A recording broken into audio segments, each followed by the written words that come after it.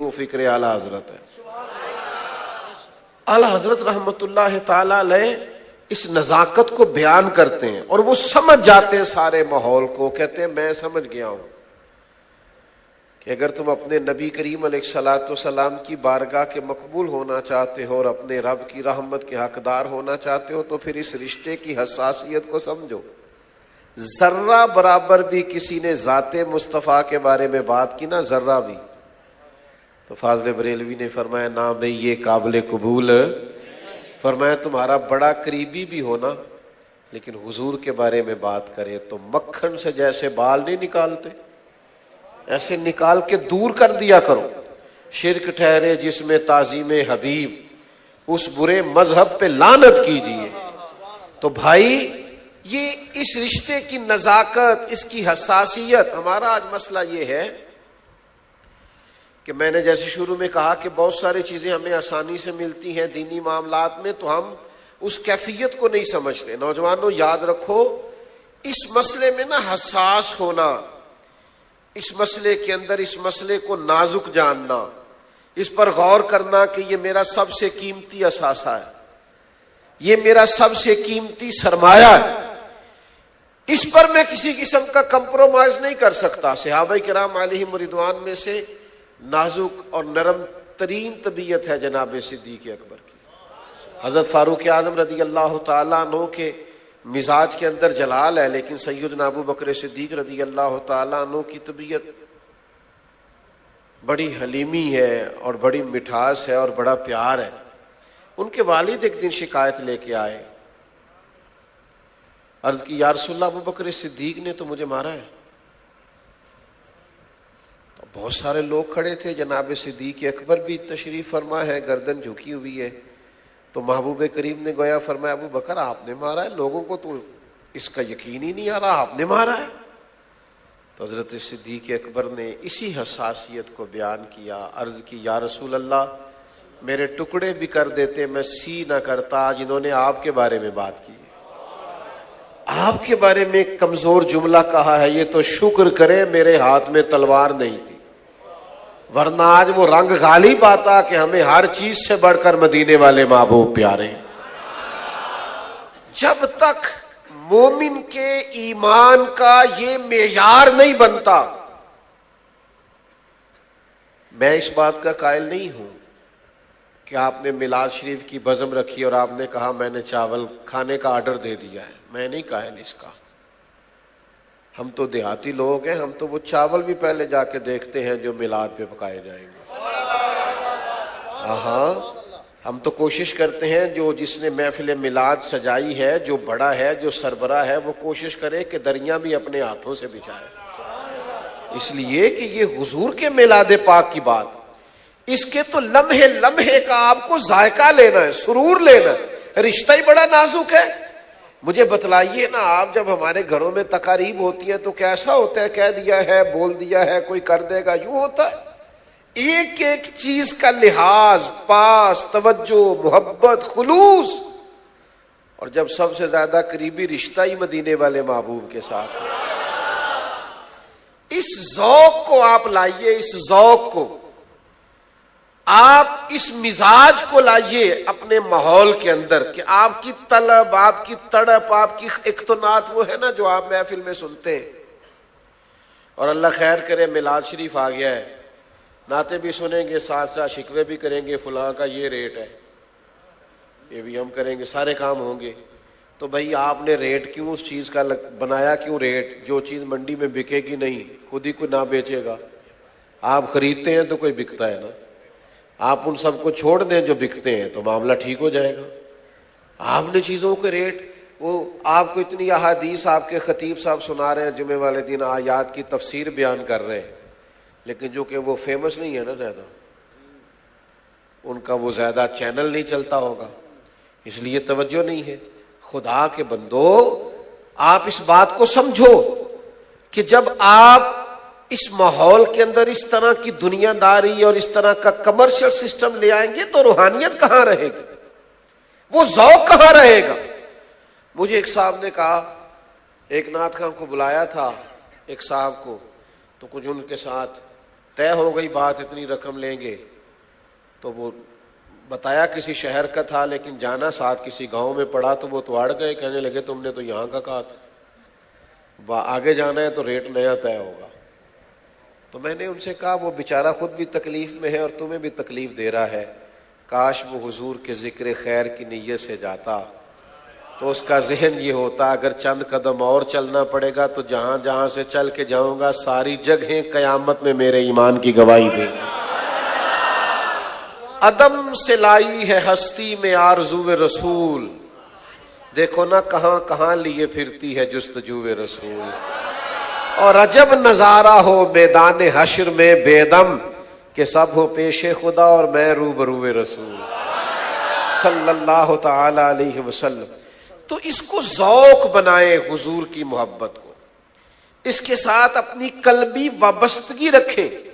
آپ کی کیفیت بدل جائے جب کریم کا نام آئے, آپ کا رنگ ڈھنگ انداز بدل جائے, طور طریقے. مجھے بتائیے کس حدیث میں لکھا ہے, کہاں حکم آیا ہے کہ جب نبی پاک علیہ السلام کی حدیث پاک بیان کرو تو پہلے امامہ باندھو, پہلے خوشبو لگاؤ, ممبر سجاؤ؟ کہاں حکم آیا ہے؟ لیکن امام مالک کا تو طریقہ تھا, جب کوئی آ کے کوئی سوال پوچھتا تو پوچھتے کہ آپ کو کوئی فقہی مسئلہ پوچھنا ہے یا محبوب کی حدیث سننی ہے؟ ہمیں حضرت فقہی مسئلہ پوچھنا ہے تو بتا دیتے, تو کہتے حضور ہم نے حدیث سننی ہے. تو یہ حساسیت ہے نا رشتے کی. فرماتے ذرا بیٹھ نہیں جاتے؟ وہ بیٹھتا تو امام صاحب پہلے غسل فرماتے, پھر لباس تبدیل کرتے, پھر امامہ باندھتے, پھر خوشبو لگاتے. بندہ چاہے ایک ہوتا, امام صاحب ممبر پہ بیٹھتے اور پھر رسول اللہ صلی اللہ تعالی علیہ وسلم کی حدیث پاک کا بیان فرماتے. اس رشتے کے ساتھ, اس تعلق کے ساتھ اپنی گہرائی کا ثبوت دیتے. آپ کا جب تک یہ حساس تعلق نہیں بنتا حضور کے ساتھ, دیکھیے نا اعلی حضرت رحمت اللہ تعالی علیہ کے جو بڑے مخالف ہیں نا, جو بڑا لکھتے ہیں, بڑا کچھ کہتے ہیں اور کچی پکی دلیلیں اٹھا اٹھا کے لاتے ہیں, ایک بات ماننے پر وہ بھی مجبور ہے کہ عشق رسول اور تعظیم رسول کے لیے اگر کسی کو سند سمجھا جا سکتا ہے تو امام احمد رضا بریلوی استعارہ بن گئے, ایک نشانی بن گئے اس تعلق کی گہرائی کی. اور کچھ لوگ نا شعر کہتے ہیں تو وہ ان کی کیفیت نہیں ہوتی. اعلیٰ حضرت رحمت اللہ علیہ کے سامنے بھی ایک صاحب اسی طرح کے اشعار لکھ کے لائے کہ یا رسول اللہ آپ کی یاد میں بہت تڑپتا ہوں اور رات بھر سو نہیں پاتا, اور میں تو آپ نے فرمایا جو آپ نے لکھا ہے یہ آپ کی کیفیت بھی ہے. کہنے لگے جی نہیں تو شعر ہے. تو فرمایا حضور کی بارگاہ میں غلط بیانی کرتے ہو, تم بارگاہ تو دیکھو کون سی, اگر کیفیت نہیں ہے تو لکھا کیوں ہے؟ ان کی کیفیت تھی, حساسیت تھی. تو ایک تو یہ ہے نا کہ محبوب کریم علیہ السلام کی بارگاہ نصیب ہو. فاضل بریلوی کہتے ہیں ہمیں تو حضور کی مہک نے, سرکار کی خوشبو نے, ان کی مہک نے دل کے غنچے کھلا دیے. وہ جس راہ چل دیے ہے کوچے, یہ کبھی آپ ذوق لینا, یہ جو انزائٹی, ڈپریشن, ٹینشن, پریشانی بڑی ہے اور جناب مسائل بڑے ہیں اور الجھ بڑے گئے ہیں, تو بھی میری خواہش یہ ہے کہ جب آپ بہت الجھ جائیں نا تو محبوب کو یاد کریں. ایک تو اس کی عقلی دلیل ہے کہ جب آپ حضور کی تکالیف کو یاد کریں گے, محبوب کے ارشادات کو یاد کریں گے, نبی کریم علیہ الصلوۃ والسلام نے مصائب جھیلنے پر جو فضائل بیان کیے ان کو یاد کریں گے تو ویسے تسلی ہو جائے گی. اور ایک حضور کو یاد کرنے کا معنی یہ ہے کہ محبوب کو یاد کرو گے نا تو خوشبو اتنی پھیل جائے گی کہ دکھ دکھ رہے گا ہی نہیں. اعلیٰ حضرت فرماتے ان کے نثار کوئی کیسے ہی رنج میں ہو. یہ ذرا اس پر غور کر لیں, کوئی ہو اور کیسے ہی, بندہ کوئی ہو دکھ کوئی ہو, یعنی کسی قسم کی بھی آزمائش ہو, کسے باشد کوئی بندہ ہو, ان کے نثار کوئی کیسے ہی رنج میں ہو, وہ جب یاد آ گئے ہیں سب غم بھلا دیے. وہ جب یاد آ گئے ہیں تو پھر سب غم بھلا دیے، پھر وہ چیزیں ختم ہو گئی۔ آپ اس قلبی وابستگی کو سمجھیے کہ کہتے ہیں بس میں حضور کو یاد کرتا ہوں، غم سارے دور ہو جاتے ہیں، ساری کیفیات دور ہو جاتی۔ بھائی نبی پاک علیہ السلام کی مقدس ذات کے ساتھ اپنے تعلق کی پاکیزگی بڑی محنت کی ہے ہمارے علماء نے۔ یہ تو کبھی قیامت میں راز کھلیں گے کہ کس قدر زیادہ مشقت کی۔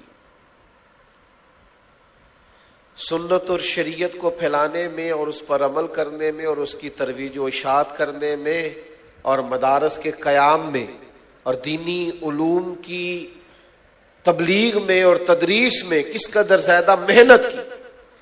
آپ کو وہ ساری چیزیں آسانی سے پہنچائیں کہ یہ نبی کریم علیہ السلام کے دین پاک کی برکات، تو وہ ہمیں بہت زیادہ چیزوں کو کھنگالنا نہیں پڑتا، ہمارے پاس بہت ساری چیزیں بڑی آسانی سے مل جاتی ہیں، علماء تیاری کر کے ہم تک پہنچاتے ہیں۔ لیکن ایک بات ہے، ہمیں سبق دیتے ہیں کہ غیر مشروط غلامی کرو پھر مدینے والے محبوب۔ مجھ سے کوئی ناراض نہ ہو جائے، تو پیر صاحب کی جو فرما برداری ہوتی ہے وہ غیر مشروط نہیں ہوتی، استاد صاحب کی اور والد صاحب کی فرما برداری بھی غیر مشروط، اس کی قیود ہے، شرائط ہے۔ اگر پیر صاحب شریعت کے دائرے کے اندر حکم دے رہے ہیں تو قبول ہوگا، اور اگر وہاں سے نکل گئے ہیں تو پھر ان کی بات بھی قابل قبول نہیں ہے۔ اس دنیا میں غیر مشروط غلامی اگر کسی کی جاتی ہے تو وہ صرف مدینے والے محبوب، غیر مشروط، کوئی شرط نہیں، بس آپ آنکھیں بند کریں، جو حضور فرما دے، جس وقت فرما دے۔ یہ رشتہ اتنا حساس ہے، جس ٹائم محبوب کہہ دیں۔ آپ کبھی اس بات کو سمجھے نہ، کبھی غور کریں۔ یہاں نماز کا ٹائم بدلنا پڑ جائے تو اختلاف رائے ہو جاتا ہے مسجد میں، لیکن محبوب نے قبلہ ہی بدل دیا، قبلہ ہی بدل دیا، اور اس طرح بدلا کہ 2 رکھتے ہوں کسی اور طرف رخ کر کے اور 2 کسی اور طرف، 2 مسجد اقصی کی جانب منہ کر کے پڑھا دی اور 2 پھر بیت اللہ شریف کی جانب۔ تو انہوں نے بتایا کہ بھئی ہمیں مسئلہ کوئی نہیں، ہم نے نہ کبھی قطرے پہ غور کیا اور نہ دریا دیکھا، بس جہاں تیری جھلک دیکھی۔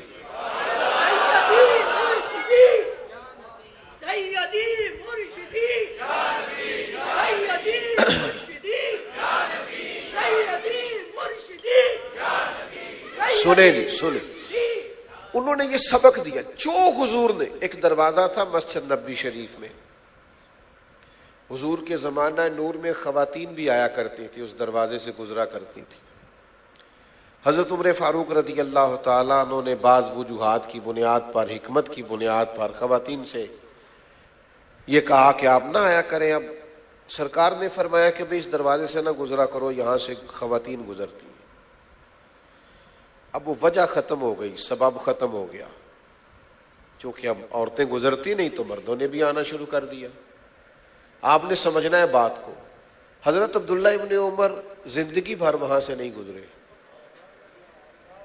کوئی نہیں سمجھ آئی آپ کو بات۔ یہاں لوگ حکمتیں نہیں پوچھتے، دلیلیں نہیں، بحثیں نہیں کرتے، نتیجے نہیں نکالتے، معاذ اللہ یہاں تک کہہ دیتے ہیں وہ دور اور تھا اور یہ دور، یہ نہیں بول دیتے زمانہ بدل گیا ہے۔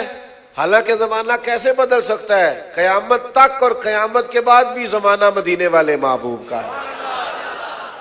حضرت عبداللہ ابن عمر رضی اللہ تعالیٰ عنہ سے لوگوں نے کہا کہ حضرت اب وہ وجہ نہیں رہی جس وجہ سے منع کیا گیا تھا، تو اب سب گزرتے ہیں تو آپ بھی گزرے۔ فرمایا یار تو گزرتے ہیں، انہیں میں کچھ نہیں کہتا، پر میں نہیں گزرتا، مجھے وجہ کا نہیں پتا، بس کریم نے فرمایا نا نہیں گزرنا،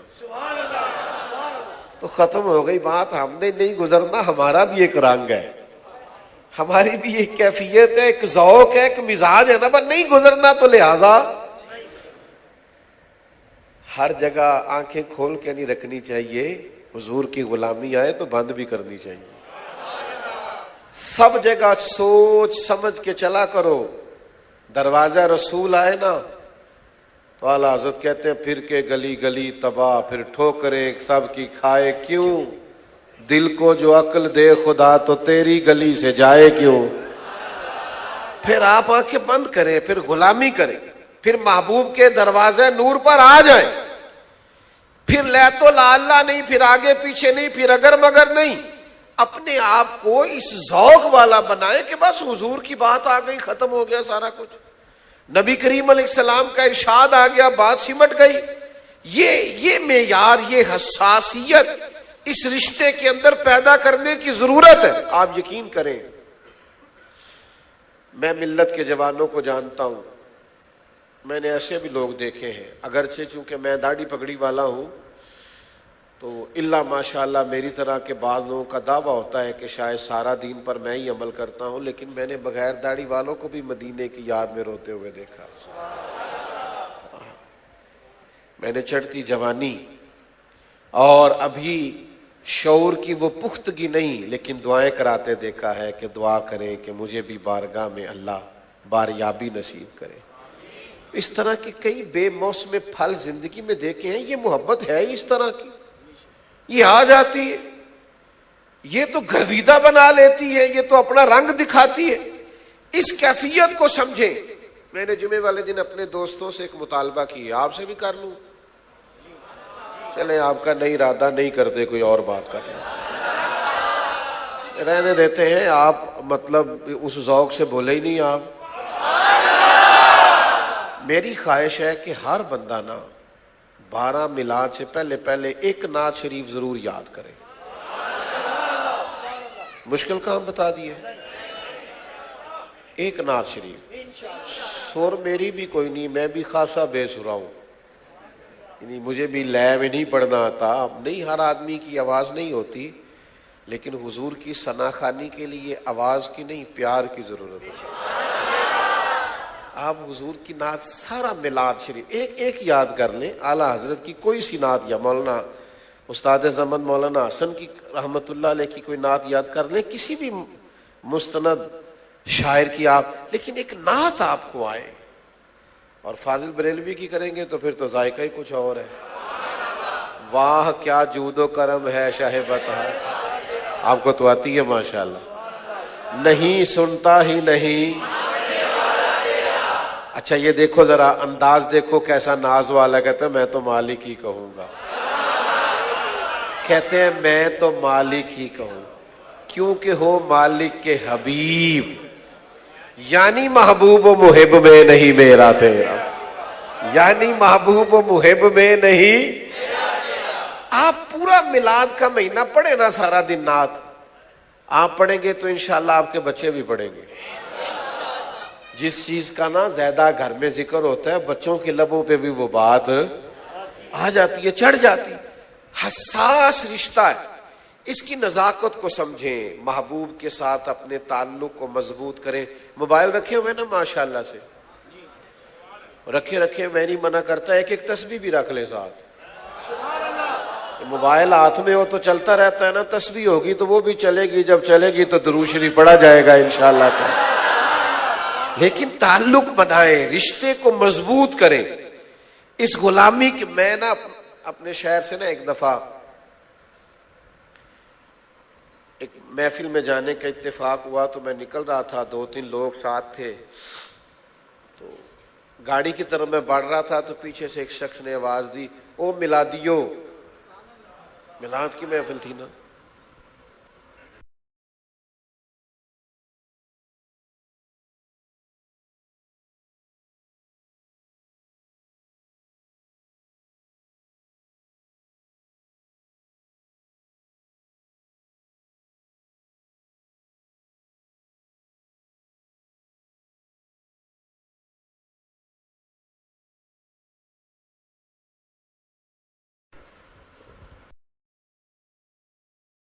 ہم یہ کوئی کام جھجک کے یا پیچھے ہٹ کے کرتے ہیں, یہ تو ناز سمجھ کے کرتے ہیں.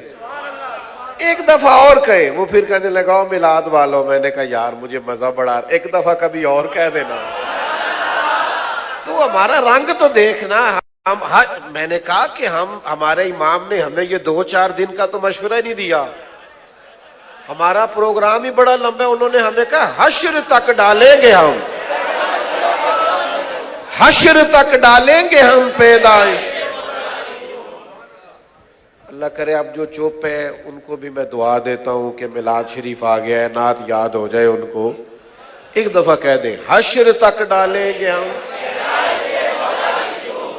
اس ذوق کو اپنی زندگی میں لائیں، اس حساسیت کو. پیارے دوست، باتیں آپ کو پتہ ہے میں لمبی تقریر نہیں کرتا، سمیٹنے کی طرف آنے لگا ہوں. جہاں حضور کا حکم آ جائے، جہاں نبی پاک کا ارشاد آ جائے، جہاں آپ کو پتہ چل جائے کہ کریم کی حدیث موجود ہے. وہ محمود غزنوی نے نا ایک دن ایک اتنا موٹا ہیرا تھا اس کے پاس، سونے کے ٹکڑا سمجھ لیں، کوئی قیمتی چیز تھی. تو اس نے ایک صاحب کو بلا کے کہا اسے توڑ دو تھوڑا مار کے. اس نے مشورہ دیا کہ بادشاہ سلامت، آپ سمجھدار آدمی ہیں، اس کو توڑوائیں گے تو نقصان ہوگا، مہربانی کریں آپ اس کو نہ توڑوائیں. بادشاہ کہنے لگے تم سمجھدار ہو، تم نے ٹھیک مشورہ دیا ہے. ایک دوسرے کو بلایا، کہا یار یہ ذرا توڑ دو. کہنے لگا آپ کیوں توڑواتے؟ میں تو توڑ دوں گا آپ کے حکم پر خزانے کو نقصان ہوگا. کہا تم بھی سمجھدار ہو. 4-5 لوگوں کو کہا ہیرا توڑ دو، تو سب نے سمجھا دیا کہ یہ قیمتی ہیرا ہے تو خزانے کو نقصان ہوگا، تو آپ نہ توڑوائیے. بادشاہ کہنے لگا تم سمجھدار ہو. ایاز کو بلایا، کہا یہ ذرا توڑ دو. اس نے 1 منٹ نہیں لگایا، ہتھوڑا مارا، کئی ٹکڑے کر دیے. تو بادشاہ نے ڈانٹا یہ کیا کیا؟ اس نے پھر بھی کوئی اعتراض نہیں کیا. کہا غلطی ہو گئی. کہا جناب آپ کو کہنا چاہیے تھا، آپ نے ہی تو کہا تھا. کہا جناب جیسے آپ کہہ دیں. تو کہا یار تمہارے سامنے اتنے لوگ مجھے سمجھا کے گئے ہیں کہ نہ توڑوا، قیمتی ہے، اور تم نے فوراً توڑ دیا ہے. تو یہ کچھ رشتوں کی نزاکت کو آپ سمجھیے گا. ایاز کہنے لگے بادشاہ میں نے اپنی زندگی میں تہیہ کر رکھا ہے کہ جو چیز ٹوٹتی ہے ٹوٹ جائے، تیرا حکم نہیں ٹوٹنا چاہیے. میں نے طے کیا ہوا ہے جو ٹوٹتی ہے چیز، تیرا حکم ٹوٹنا. کیسے میں آپ کو سمجھاؤں کہ محبوب نے فرمایا لاؤ نہ مال، تو جناب صدیق اکبر نے کپڑے بھی اتار کے پیش کر دیے، ٹاٹ اور بوریے کا لباس پہن لیا. یہ سنتے ہو کبھی غور تو کرو، 2.5% زکوٰۃ دینی ہوتی ہے، کئی دفعہ حساب کرتے ہیں لوگ، کئی دفعہ. حضرت ابوبکر صدیق نے کپڑے بھی اتار دیے، بوریے اور ٹاٹ کا لباس پہن لیا، اس لیے کہ یہ ہر چیز ٹوٹتی ہے تو ٹوٹ جائے، کریم کا حکم نہیں ٹوٹنا چاہیے. جب کہا، جس وقت کہا، جو کہا، انہوں نے فوراً قبول کیا. کسی بات میں کسی قسم کی کبھی ہم نہ بہانے بازی بڑی کرنے لگے، اپنے آپ کو سمجھا لیتے ہیں، ہم 2-4 دلیلیں دے کے خود بخود قائل ہو جاتے ہیں. وہ خدا کے بندو، محبوب سے رشتہ بڑا نازک ہے، اس کی حساسیت کو سمجھو. جو حکم ہو، جس وقت ہو. ایک پرنالہ لگا ہوا تھا مسجد نبی کے ساتھ، صحیح حدیث میں موجود ہے. تو حضرت عمر رضی اللہ تعالیٰ عنہ نے اتار دیا، اس لیے کہ وہ گلی میں تھا تو پرنالہ چلتا تھا تو نمازیوں کے کپڑوں پہ بھی پانی پڑتا تھا، اتار دیا. بہترین حکمت تھی، وجہ تھی اتارنے کی، نمازیوں کو دقت ہوتی، اتار دیا. پرنالہ تھا جناب عباس رضی اللہ تعالیٰ عنہ، حضور کے چچا کا. آپ نے بات کو سمجھنا ہے، دلیل سے اتارا ہے، حکمت سے اتارا ہے، ضرورت سمجھ کے اتارا ہے. لیکن حضرت عباس آئے اور آ کے کہا امیر المومنین پرنالہ آپ نے اتارا؟ کہا میں نے اتارا ہے. حکمت موجود تھی پیچھے، فلسفہ موجود تھا، اتارنے کی وجہ موجود تھی. حضرت عباس رضی اللہ تعالیٰ عنہ فرمانے لگے میں کوئی بات نہیں کرتا، صرف اتنی بات کرتا ہوں، اسے لگایا حضور نے اپنے دست مبارک سے تھا. آپ نے سمجھنا ہے بات کو. ہر جگہ عقل دوڑانا، ہر جگہ بحث کرنا، ہر جگہ الجھ جانا، ہر جگہ دلیلیں دینی شروع کر دینا، یہ کوئی کمال نہیں ہے. امتی کا کام ہے غیر مشروط غلامی کرے, گردن جھکا دے دین کے ہر حکم پر. حضرت سیدنا عمر فاروق رضی اللہ تعالیٰ عنہ فرمانے لگے ختم ہو گئی بات, آپ میرے ساتھ چلیے اور میرے کندھوں پہ سوار ہو کے اس کو دوبارہ لگائیے. اس لیے کہ یہ حضور کے دستے مبارک سے یہاں لگایا گیا تھا.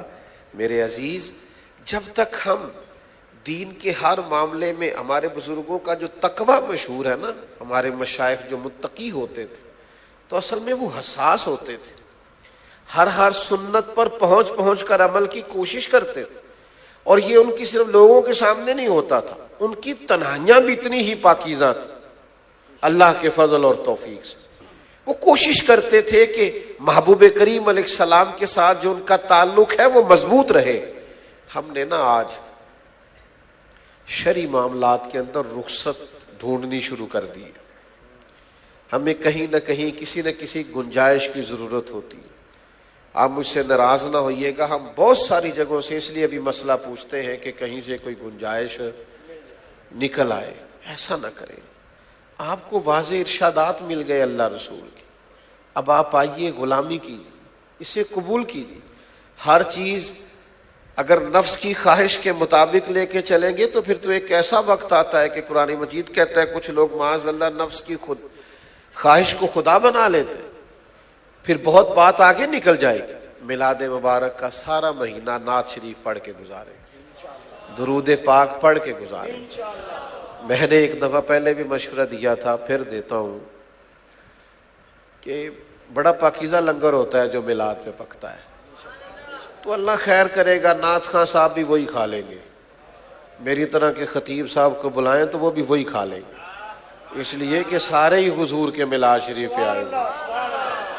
تو اس میں تو کم از کم مطلب بعض جگہوں پہ میں دیکھتا ہوں کہ میلاد کی محافل کی صدارت کے لیے سماجی سیاسی شخصیات کو بٹھا لیا جاتا ہے. جس کو 35 سال ہو گئے مسجد میں اذان دیتے ہوئے, وہ محفل میلاد کی صدارت کیوں نہیں کر سکتا؟ جسے 40 سال ہو گئے ممبر پر بیٹھ کر دین بتاتے ہوئے, وہ کیوں نہیں صدارت کر سکتا؟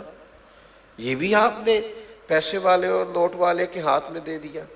ان کو پاکیزہ بنائیں, اس میں حسن لائیں, اس کی حساسیت کو سمجھیں. یہ بڑا پاکیزہ ہے حضور کے ذکر پاک کا مجمع, یہ بڑا حسین ہے. میں ابھی باہر لوگوں کی وارفتگی اور شوق دیکھ رہا تھا اور سب کے لیے دعائیں کر رہا تھا کہ اللہ تعالیٰ سب کو بہترین جزا عطا فرمائے.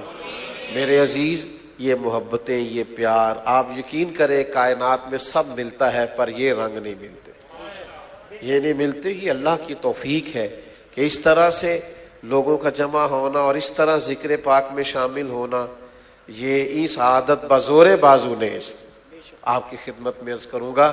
اسی طرح اپنی وابستگی نبی کریم علیہ السلام کے ساتھ قائم کرے اور بہت زیادہ شریعت کے معاملے میں حساس ہو جائے. جب بھی کوئی حکم شرع ملے, جہاں بھی ملے, دیکھیں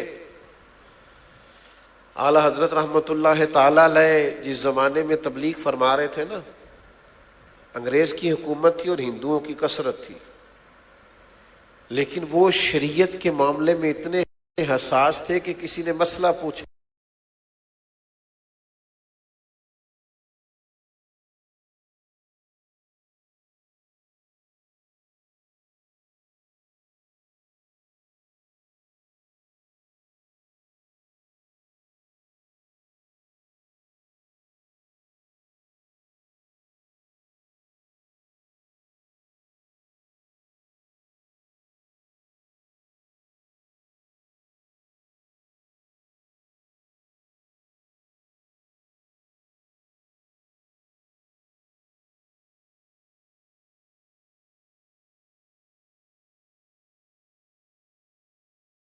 کہ ہندوؤں کے میلے میں جا سکتے,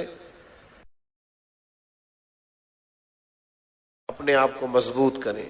جہاں اللہ رسول کی بات آئے وہاں پھر اپنے آپ کو اس طرح کا بنائیں کہ بھئی بس بات ختم ہو گئی, اب بات ہی وہاں پہنچ گئی ہے کہ اس سے آگے کوئی کلام ہو سکتا نہیں ہے. یہی حضور کی محبت کا تقاضا ہے, یہی فکر جناب سیدنا صدیق اکبر ہے, یہی حضرت عمر کی سوچ ہے, یہی نظریات سیدنا عثمان غنی اور مولا علی کے ہیں, اور چلتے چلتے یہی وہ سوچے ہیں جو ہم اپنے اکابرین کے ہاں پاتے ہیں. اپنے آپ کو جوڑ کے رکھیے حضور کے ساتھ، نعت شریف پڑھتے پڑھتے سویا کریں، حضور کا ذکر پاک کرتے کرتے اٹھا کریں، آپ دیکھیں گے کہ طبیعت کا میلان کتنا ہلکا پھلکا اور کتنا میٹھا ہو گیا ہے۔ اللہ تبارک و تعالی ہماری حاضری کو قبول فرمائے۔ وما علینا الا البلاغ۔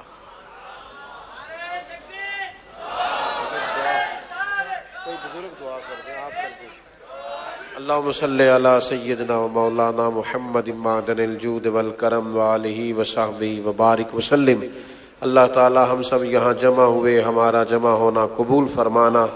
بات کرتے ہوئے کہیں بھول گئے، سوچنے سمجھنے بتانے میں کہیں غلطی ہو گئی تو ہم سے درگزر فرما۔ اللہ تعالیٰ اس کی برکت سے ہمارے گناہوں کو معاف فرما، ہماری غلطیوں سے درگزر فرما، ہمارے علم کو نافع فرما، ہمارے اعمال کو صالح فرما۔ اللہ تعالیٰ بیماروں کو شفا عطا فرما، مقروضوں کو بار قرض سے رہائی نصیب فرما، تنگ دستوں کے رزق میں وسعت فرما۔ اللہ تعالیٰ جنہوں نے بندوبست کیا انہیں بہترین جزا عطا فرما۔ جو تشریف لائے ہیں اللہ تعالیٰ ان کو اپنی رحمت اور اپنا فضل نصیب فرما۔ اللہم انا نسألک العفو والعافیۃ فی الدین والدنیا والآخرہ۔ رب اغفر وارحم وانت خیر الراحمین۔ وصلی اللہ تعالی علی حبیبہ سیدنا محمد۔